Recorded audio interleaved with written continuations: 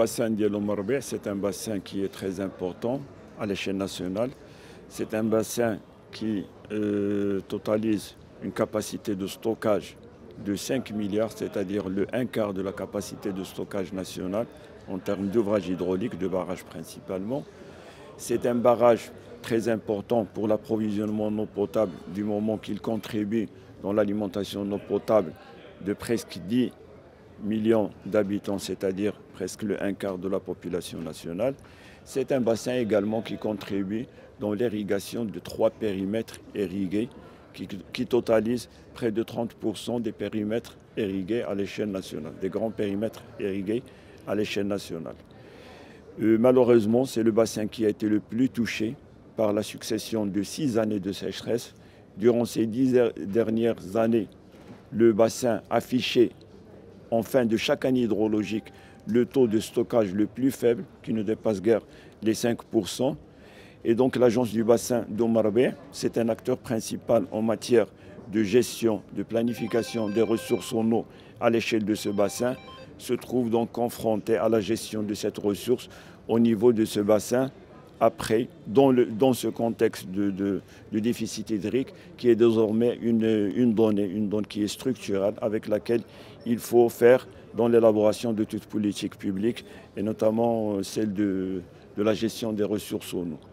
Donc les mesures qui ont été prises, il y a un certain nombre de mesures qui ont été prises par les pouvoirs publics pour soulager la pression sur le barrage du Messira. Le barrage de Messira, c'est le barrage le plus important, c'est le deuxième plus grand barrage à l'échelle nationale.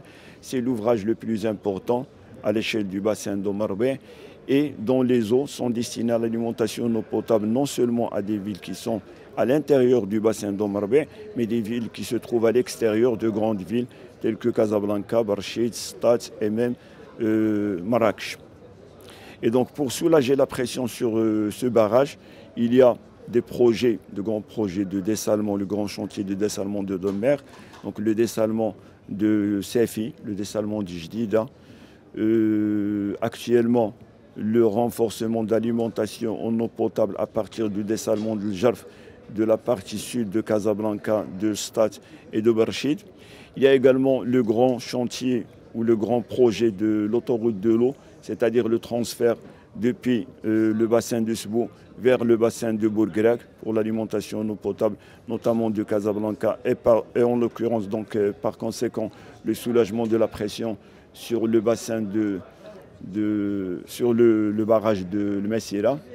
Il y a également un certain nombre de chantiers qui sont ouverts et qui sont en cours au niveau du bassin d'Eau Marbé.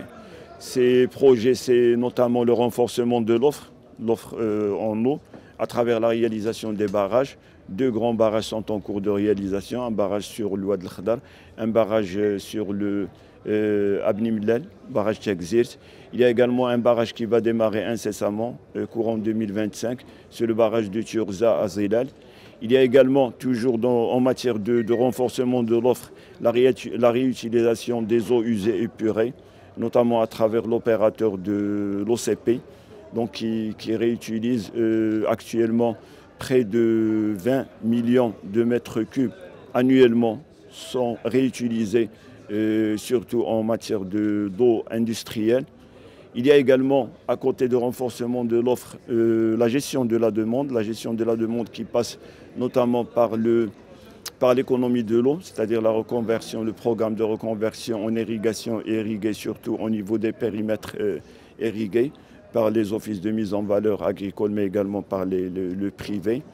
Il y a également la gestion de la demande à travers l'amélioration du rendement des réseaux de distribution de l'eau potable. Il y a également tout un programme qui est mené par l'agence en matière de communication, de sensibilisation, pour justement rationaliser beaucoup plus davantage l'eau, pour l'utiliser efficacement.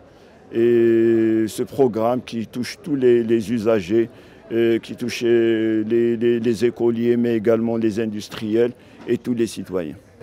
Alors, pour relever les défis du stress hydrique, l'agence, elle travaille dans un écosystème, j'imagine, qui est bien organisé. Comment s'organise justement cette coordination entre tous les intervenants dans cet écosystème? Et donc cette organisation, cette coordination, il passe tout d'abord par la planification. La planification qui définit le cadre de planification des ressources en eau à travers le plan directeur d'aménagement intégré de ressources en eau, qui est un plan sur un horizon de 30 ans. Donc dernièrement, durant le conseil d'administration de l'agence, au titre de l'année 2024, le plan directeur d'aménagement intégré des ressources en eau a été approuvé. Il porte sur l'horizon 2050, c'est-à-dire que tous les aménagements, que ce soit aménagement hydraulique ou actions qui sont en relation avec l'eau, qui sont réalisés, que ce soit par l'agence elle-même, mais également par les autres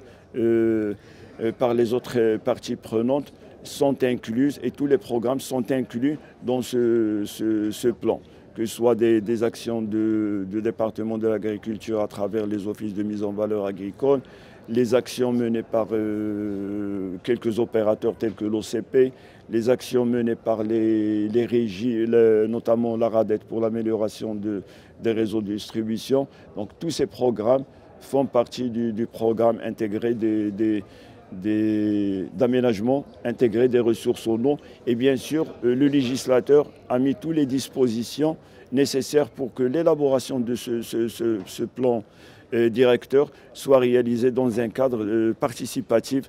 Donc rien que pour réaliser ce programme, plus que 18 réunions et ateliers de coordination ont été réalisés tout au long de 2 ans pour mettre en place ce programme. Et bien sûr, le défi maintenant, c'est la mise en œuvre de ce programme de la même façon, c'est-à-dire d'une façon coordonnée et avec l'implication de tous les parties prenantes.